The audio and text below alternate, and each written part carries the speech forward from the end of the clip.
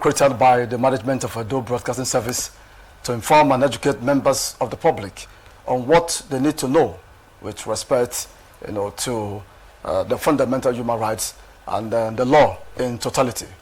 That is how I welcome you to today's edition of the program, The Law and You. I remain your host, Oliver Ijogbe. And today we'll be looking at one very important topic. It's a topic that has been bothering the minds of so many persons. But in the course of this program, of course, we will introduce the topic to you. Welcome on board. I'm not alone. I have two gentlemen who will be doing justice to this topic, which will be introduced to you later in the course of this program. I have Jonathan Anerua Esquire. He once served as the Secretary of the NBA Benin Branch, otherwise known as the Lion Bar, and he also served as the PRO of the bar. Jonathan Anerua, you're welcome to today's edition of the program, The Line. Thank you very much, Mr. Moderator, and I thank our viewers. And I will promise exciting moments. I also have Ebosele Oifo. He also serves as the Publicity Secretary of the NBA Benin Branch, otherwise known as the Lion Bar. And at the moment, he's a member of the South-South of the NBA. Disciplinary Committee of the NBA. Ebosele Oifo, you're welcome to today's edition of the program. Thank you very much for having me. Okay. Good afternoon, viewers at home. Viewers, once again, you're welcome. Like I did say in the course of this program, that of course we'll introduce the topic to you. You will agree with me, viewers, that many disputes arise, in Nigeria, especially like cities. A city like Benin City, between landlords and tenants due to ignorance of the law. And today we'll actually look at the topic: tenants and landlord. Tenants and landlord, rights and duties. Tenants and landlord, rights and duties. Do tenants have duties that they need to, fulfill?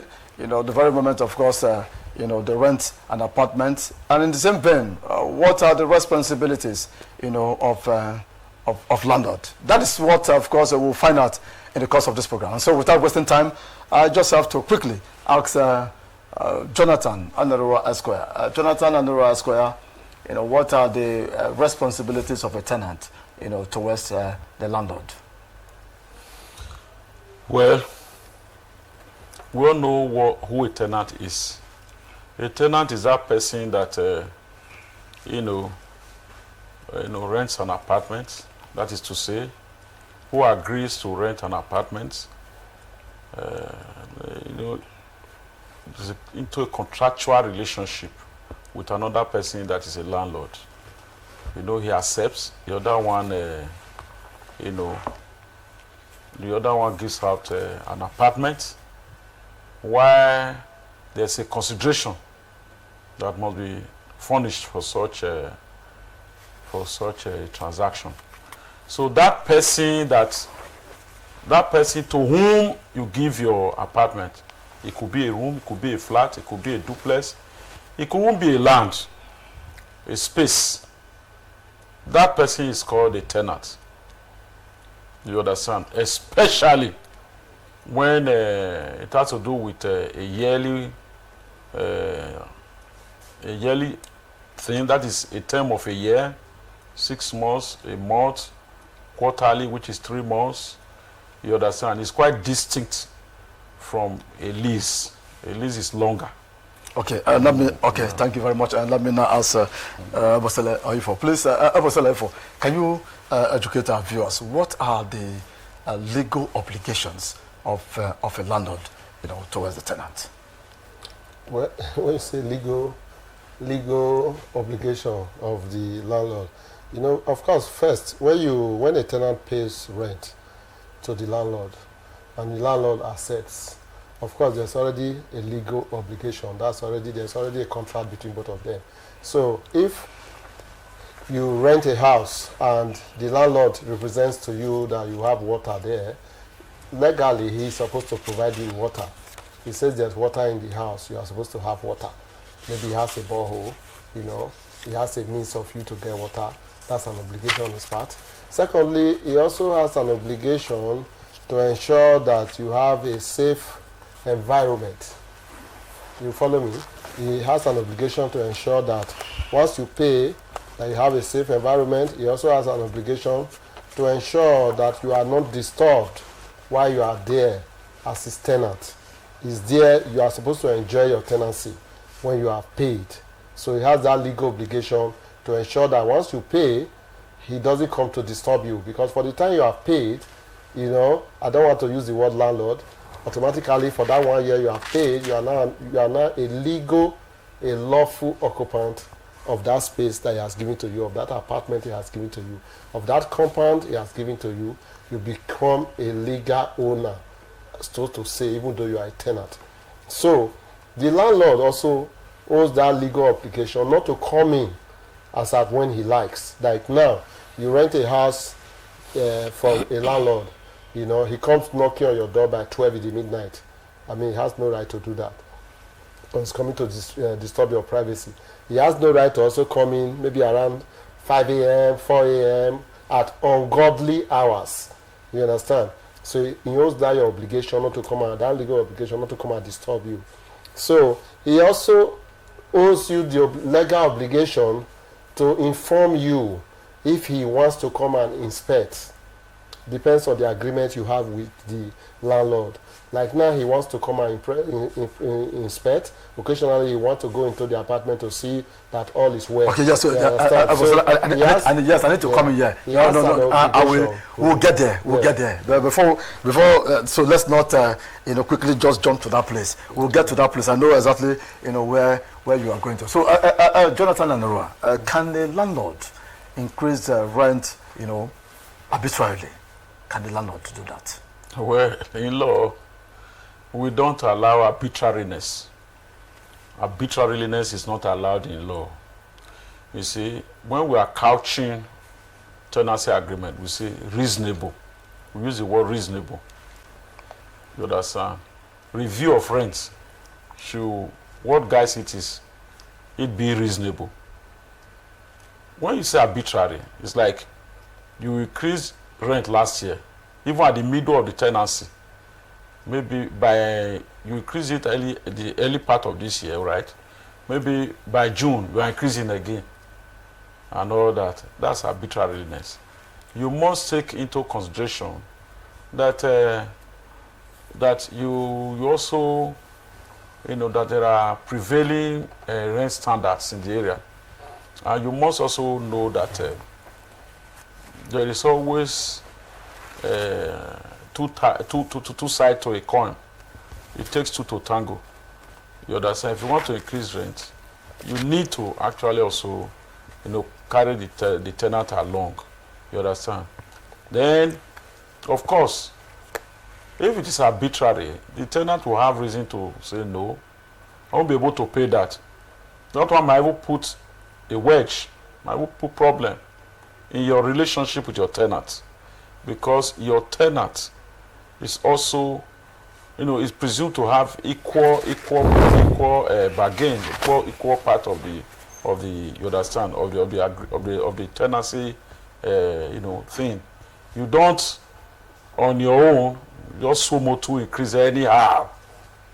So arbitrariness is not a thing that is even welcomed in law.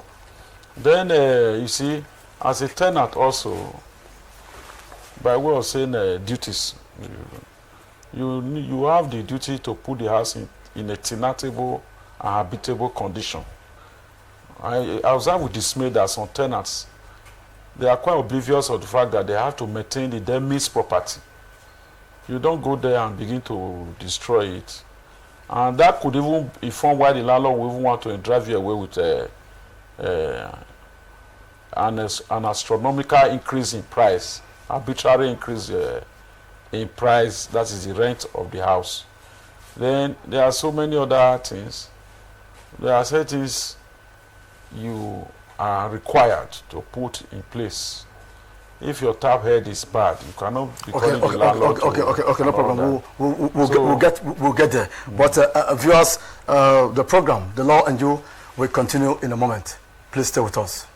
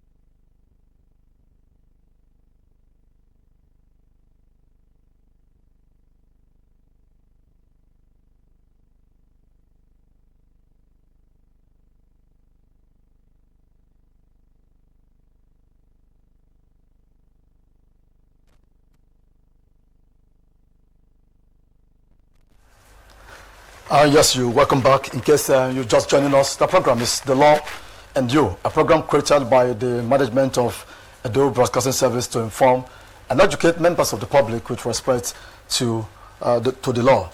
Before that short break, we've been discussing tenants and landlord rights and duties. Without wasting time, Jonathan, let me quickly ask you this question: is a landlord obliged, to issue receipt for rent payment?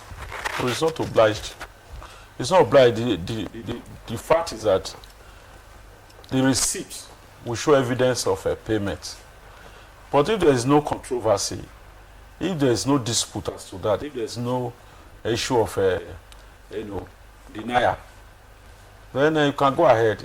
They can even pay cash without, So it's not obliged, but it's better to give receipt to the tenant. There's no obligation. Okay, can a tenant demand for a written, tenancy agreement or verbal agreement is valid? We have two kind of agreement. You have implied and you have written. We will have oral, the same thing as implied and all that. So if you agree with if a tenant agrees with a landlord and they decide not to put it into writing, it's still binding on them. The agreement is still binding on them. But if they decide to put it in writing, it's also binding on them. But we always advise as lawyers, it's always good for you to put things in writing, because when you document issues, it's better, so that you avoid the issue of I said this one will say you did not say that, this was what you said that time. So but if it's in writing, you see that they will not have problem, because it will be there. Your obligations, your interests and obligations, your benefit or whatever you are going to get will be in that agreement, the tenancy agreement. So when you pick it up as a tenant, you know the terms that are binding on you. The landlord also has his own copy. He knows what he's supposed to do for the tenant. So whereas when you say there's no written agreement, it becomes difficult. Like now, if there's a written agreement, you as a landlord, you will not be able to determine the length of quick notice you are going to give to your tenant when you are supposed to give to him. Now, if it is not in writing, and some landlord, they made that mistake, you give somebody your house, maybe it's a yearly tenant, and you see, because they don't consult lawyers, then he feels that he wants to make use of his apartment, he gives the tenant 1 month notice. Some, they will give the tenant 2 months notice. Some will even end up giving the tenant maybe even 4 months notice or 5 months notice. But what does the law say? The law says that where there's no express agreement between landlord and tenant, that means there's no written agreement, no tenancy agreement. If you are a yearly tenant, you are entitled to 6 months quick notice. That's what the law says. If you pay every 6 months, because they will not calculate it based on the way you pay. If you pay your rent every 6 months, you are entitled to 6 months quick notice. If you pay your rent every quarterly, you are entitled to 3 months quick notice. Or if you pay your rent monthly, you are only entitled to 1 month quick notice. But when you now have an agreement, when there is a tenancy, when there is now a tenancy agreement, you and the landlord cannot decide how many months quick notice is going to give to you. So at times the landlord could say, if I want to take over my apartment, I have a right to give you 2 months quick notice. So 2 months quick notice for you to leave my house. If you sign and you have agreed, that is what the landlord is going to give to you. I'm sorry, I have to interject you here. You said something that the law says if you are a yearly tenant, yes, of course you are entitled to 6 months. Yes. Okay, now you are saying that of course if there's an agreement, yes, between the landlord and the tenant, yes, and the agreement says that of course I will give you 2 months or 3 months, yes, as the case may be. Yes. My question now is, so are you not saying that of course in drafting any agreement that agreement of course will now be against the law? No, because parties are bound by the agreement. Parties are bound by the agreement.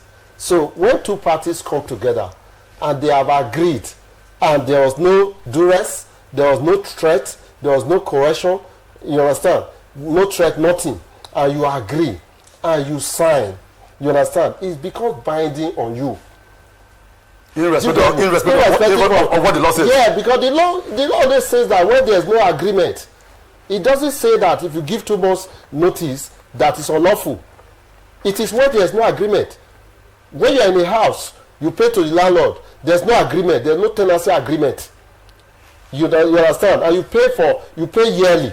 And he wants to quit you from that house. He ought to give you 6 months notice. That's what the law says. It's there. It's written there in the law, in the tenancy agreement. Yes, it's there. You understand? But when there's an agreement, the landlord could also agree to give you a year that you are a yearly tenant. The landlord could say, okay, well, if I want you to leave my house, I'll give you 1 year notice to leave. Now, some people, if you have a lease agreement is from 6 years. A tenancy agreement that's over 5 years becomes a lease. At times you see that they'll take your property for like 10 years. You understand? Then you now say, okay, when I want my property back, there'll be an agreement. You say, okay, if I want my property back, I'll give you 2 years. That 2 years will be enough for the company that has taken your property as a lease to look for an alternative place to do their business. You understand? So if you still agree that you are going to use only 2 months, that is why when you want to take a house, you read the agreement. The landlord gives you an agreement. You are supposed to go through, not just put pen on paper. You just sign and feel that you have signed. Tomorrow I can always deny it. You cannot, because that is documentary evidence against you. You get me? So it is when there is no agreement. That is when the law now says when there is no agreement, the duration of the quit notice now takes into consideration the way and manner you pay your rent. And let me also sound a note of warning here. By the time you pay as a yearly tenant, let's say you are entering a house now, you pay for 1 year. You are a yearly tenant. Is that not? Now, when the rent expires, instead of you to pay for 1 year, you now pay 6 months. Automatically, you become a 6 months tenant. Then, if you want to pay the 3rd time, you now start paying every 3 months. Automatically, you have termed that tenancy now becomes a quarterly tenancy.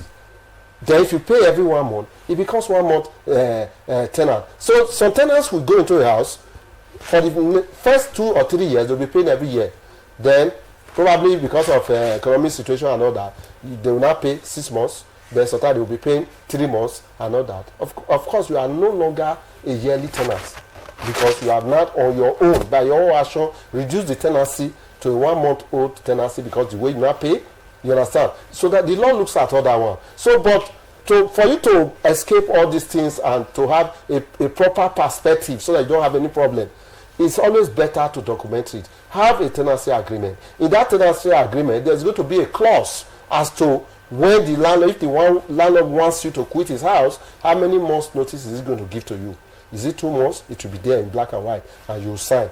So if you are also not comfortable with it, you can also discuss with your landlord to say, okay, please, I'm going to be a yearly tenant. Why don't you give me 3 months, or you give me 6 months notice if I'm leaving? If he agrees, it will be there in the tenancy agreement. Both of you will sign. It becomes binding on both of you. Okay. Jonathan Anerua, let me now come to you. Can landlords legally demand more than 1 year, as rent in advance for residential property? Well, if it's a yearly tenant or a yearly tenancy that had been created, the landlord cannot ask you to pay for 2 years in advance. But if it is by an agreement, the man says, well, I have certain touch or touches. There are some, innovations or renovation I want to do in the Demis property. That is in the apartment. Pay for at least 2 years to effect the repairs, the necessary repairs. No problem. But ideally, since a yearly tenancy that had been created, I don't see any landlord saying pay 2 years in advance. But if you agree to so pay, there will be no issue. Issue will arise when, of course, you refuse to pay. Then there's nothing the landlord can actually do about that, because the agreement is for 1 year. It's for a yearly tenancy. He cannot ask you to be paying more than that 1 year in advance. or in arrears if that is what you agree on. But that's the best I can explain that one. It still boils down to the first question you asked. If the landlord can arbitrarily do things that pertains to rentage, i.e. this type that you have just asked, or rent review, you understand? I stand to be corrected. I submit that the landlord cannot ask you to pay for 2 years when you are a yearly tenant. The landlord should collect yearly rent from you. That's why it's yearly tenancy. You understand? But if on your own you say you don't want to commit the offense or repetition, because the program is time bound. So if on your own you agree with the man, or if on your own you say I will pay you, let me give you 5 years so that I won't have any problem with rent any longer. Then I'm even traveling abroad. My family is here, so let me just pay for 5 years that I will stay there. You are still a yearly tenant. It's just that you now save for the future, so to say. Okay, what are the remedies available to a tenant if a landlord increases rent without notice? Well, you can as well pack out of your house. You can demand a notice, a quick notice from the landlord. You have that right. You have the discretion to tell the landlord. I want you to educate members of the public on that. Yes. You have the right as a tenant. If the landlord now increases his house suddenly, so that's arbitrarily. As a tenant, you have a right to tell your landlord that I will be unable to pay that rent because it's too high. Then, of course, the landlord knows what to do. By the time you now tell him you are unable to pay that rent, and he's insisting that you pay that rent, the only thing he can do is to give you a quick notice. And he must give you that quick notice based on, he must give you a lawful quick notice. It's not all quick notices that are actually lawful. Because when you go to court, you see all these things. Somebody is staying in your house. He has paid you for a year. His rent has not even expired. Then the next thing you are coming to meet him that, for instance, an apartment is paying maybe 300,000 a year. Suddenly you come and say, give me 1 million. So, of course, the man has a right, or the woman has a right to say, I will not be able to afford that 1 million. Please, can you leave it at maybe 400,000? You say, no, you will not leave it. As a tenant, he will be looking at you as a landlord. He has already told you that he cannot pay. So as the landlord, if you want him out of your property, then you have to now give him quick notice. That quick notice has also taken into consideration that his rent is still pending. So you have to allow him to exhaust his rent, to exhaust the rent he has paid for.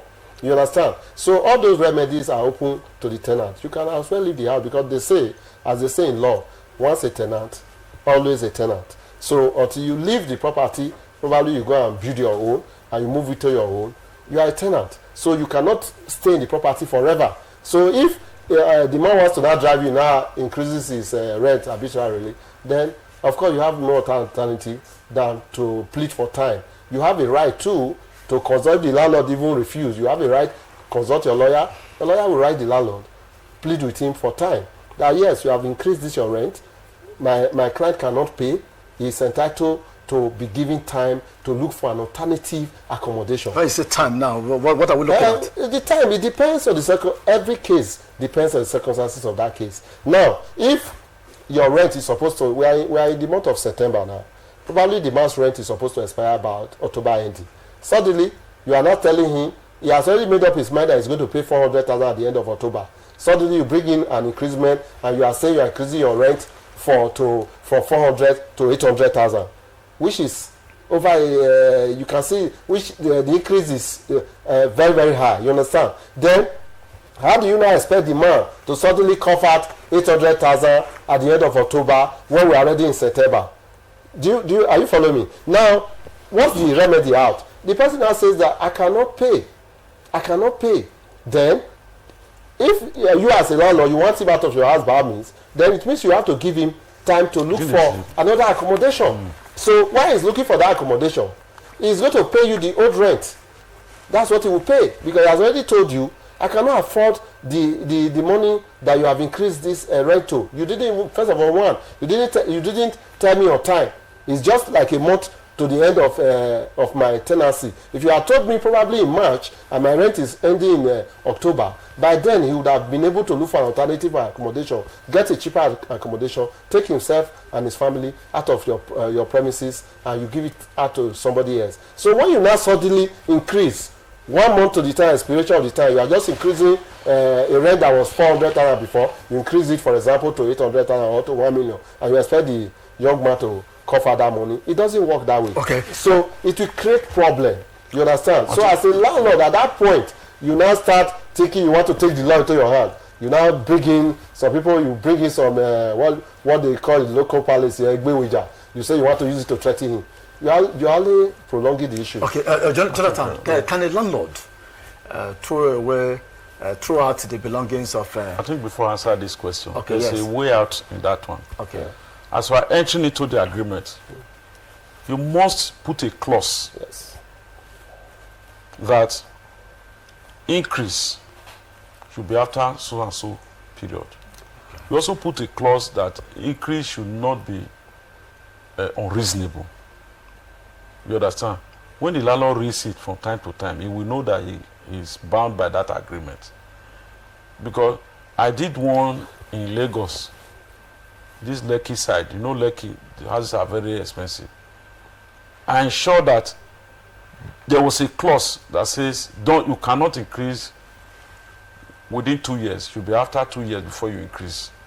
Those are some of the safeguards, things you put in the agreement, tenancy agreement, that we make, that will ameliorate, that will act as a remedy or as a kind of a check on the arbitrariness of the landlord. Then back to the question you said, yes. If can a landlord throw out the belongings of a tenant without a valid court order? Then that landlord is on his way to jail. That landlord is on his way to jail. When I was about 2 years at the bar, I did a particular one like that. Until the landlord now opted for settlement and knelt down to beg the tenant. We were going to send him to jail because the tenant alleged that his things were even stolen. That money was stolen in the process. So police charge, they brought a count on stealing. Then he alleged that his properties, some of them were destroyed. They were even thrown into the rain. Then a count on malicious damage was there. A lot of, you see, more than 7 counts in the charge.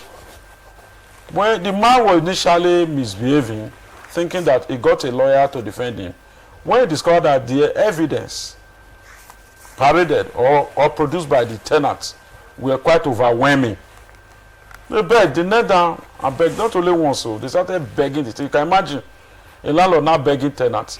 In law, generally, self-help is not acceptable. If you look at that case of Ojuku and Lagos Lagos state government, that it was a military regime. The case they took to self-help. It's very rampant in Benue and some of these cities. They will just come, like my learned friend said, they come with very strong men, able-bodied men, who are ordinarily jobless, to give them a job to do. You understand, rightly or wrongly. They just go there, they throw away your things. As long as you can show that it was the landlord that gave them the job to do, and that they actually did it, then of course you can arrest them, and you can also bring a civil action bordering on what you have lost. Because where there's a right, there's a remedy. The court will willingly, without delay, grant you the relief which you have sought.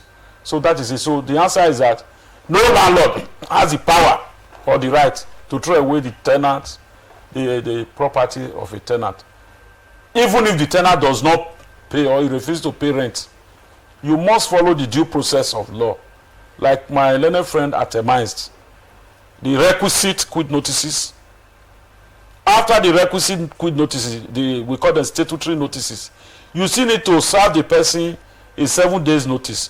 But however, I think there's a recent authority that if the person had breached a fundamental term in the contract, which is payment of rent, you may dispense with all those long notices. Just give the person 7 days. Then you now go to court to evict him. If it's a residential house, you go to customary court. They will evict, or you go to high court. Because you can go to high court in all of them, because high court is a court of unlimited power. Unlimited before if it is if it is a commercial apartment, you go to magistrate court. Okay, before I go to Ebosele, I will still want you to ask this question. In the same way, can a landlord lock the apartment of a tenant because the tenant is indebted? That is legally heretical. It's a legal heresy, in quote. You see, if you lock the utilities of a tenant, the tenant can arrest you outrightly. But you have no right. You understand? There are so many provisions in our criminal law that they can pigeonhole this is into. And you see yourself as a landlord being dragged to police station. They will charge you to court. You understand? The same way, the person can also bring a civil action. Because when you go and do all those things, you are suffocating the person now. You are even infringing on this right. Because as a tenant, like it has rightly been pointed out, the landlord owes a duty. That duty is very, very fundamental.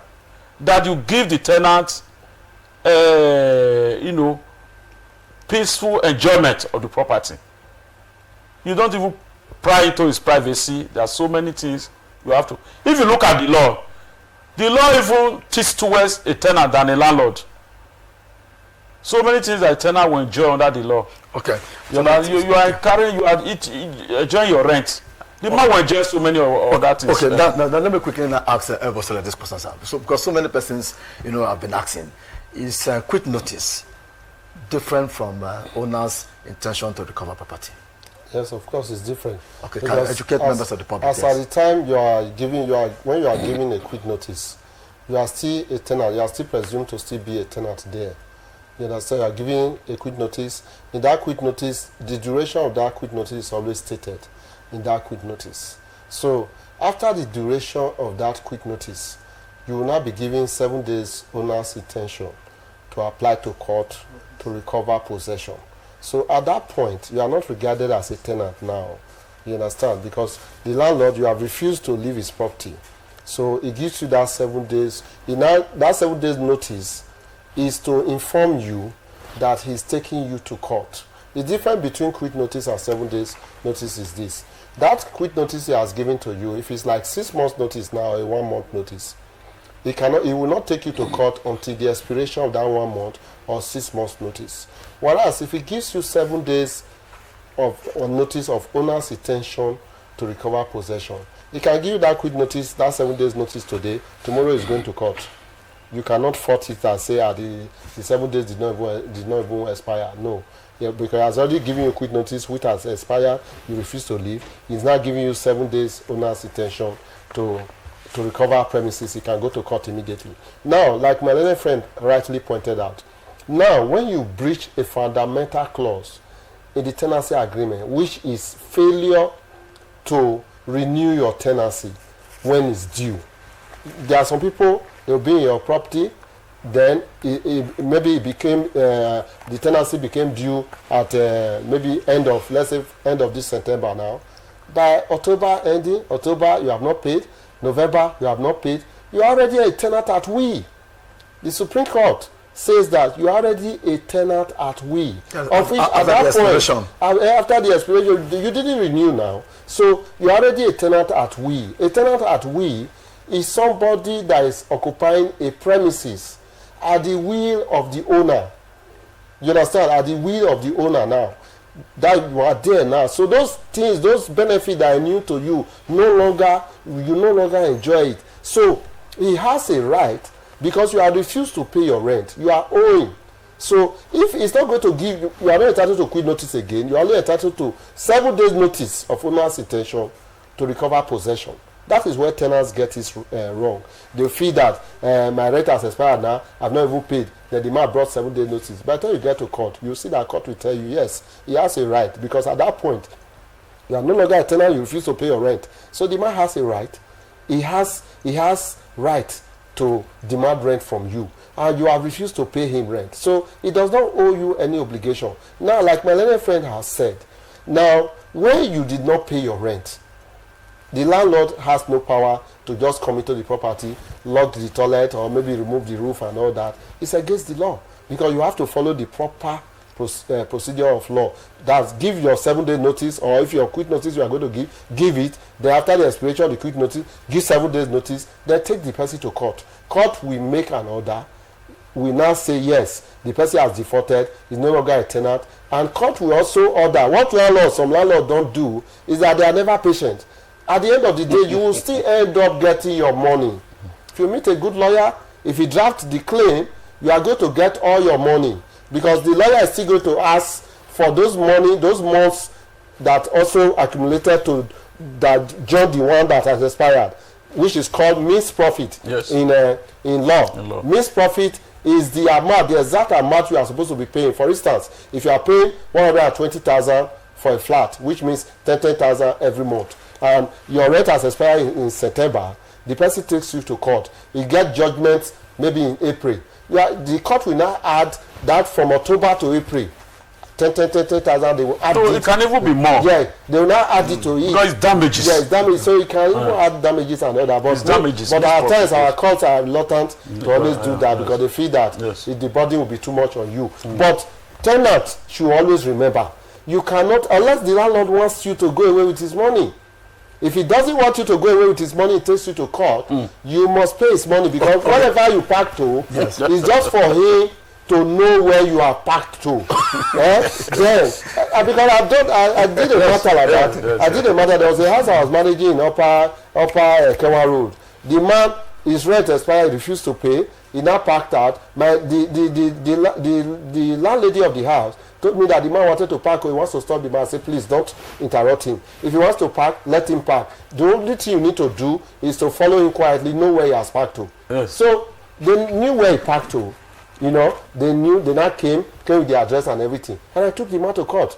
You understand? So at the end of the day, judgment was given. And while the man was in church one day, they went to execution. When they got it, they met the daughter, he refused to open the door. One thing led to the other. The belief now said they will break down the door and all that. So he called the father. The father said he was in a church somewhere. We went to meet him in the church and they impounded his car. They fifed his car. They executed his car and took it to area court at forestry. You know, so he had to go and look for money. If not, that car would have been auctioned, and he paid everything. So at the end of the day, the landlord or the landlady, you will always get your money. So there's no need for you to be embarking on illegal means. Jonathan, who is responsible for repairs? The landlord or the tenant? Both.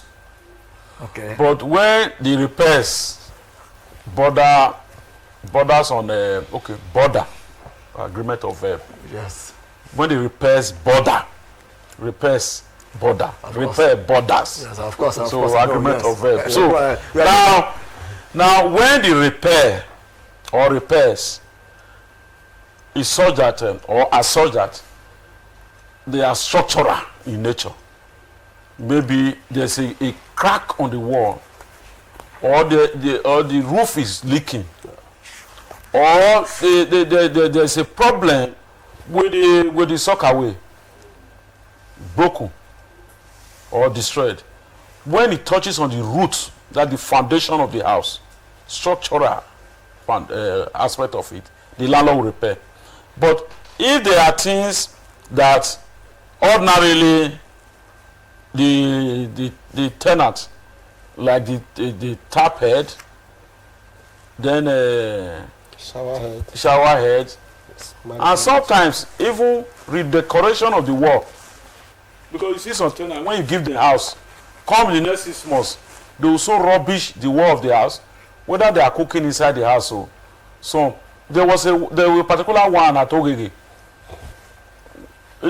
a pastor now got angry. For that pastor to get angry, they use knife to destroy the wardrobe, cut it as if. I said, this one, before we would take an action, I arrested him. I said, this is malicious damage. Police now said, at the end of the day, he was forced to repair it. So what I'm saying is that if there are things that, but in an agreement, in a tenancy agreement, you could put a clause. You put fair wear and tear. Yeah. A clause like that.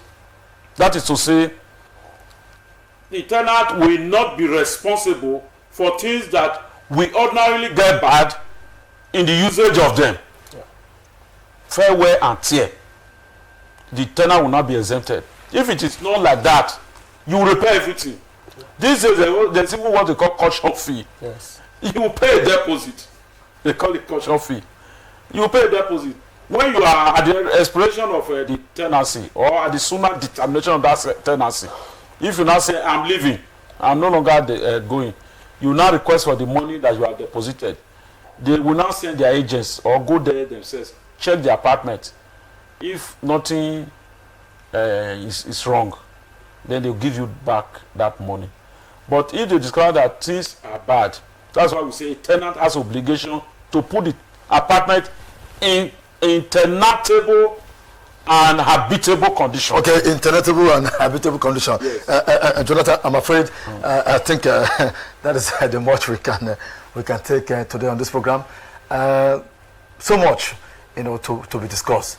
I'm sure, of course, we are going to have, a part 2 of this very particular topic. Because there are so many things that we have not touched. And so we are going to have a part 2 of this program. Let me quickly now thank you, Jonathan and Nora, for coming on board and for your contribution to this program. Thank you so much for your contribution, and thank you for educating, our viewers. As a tenant, know your rights, and also remember too, as a tenant, your responsibilities, and as a landlord, follow due process and let the law work for you. At the same time, same station this week, I remain your host, Oliver Jogbe, saying bye for now.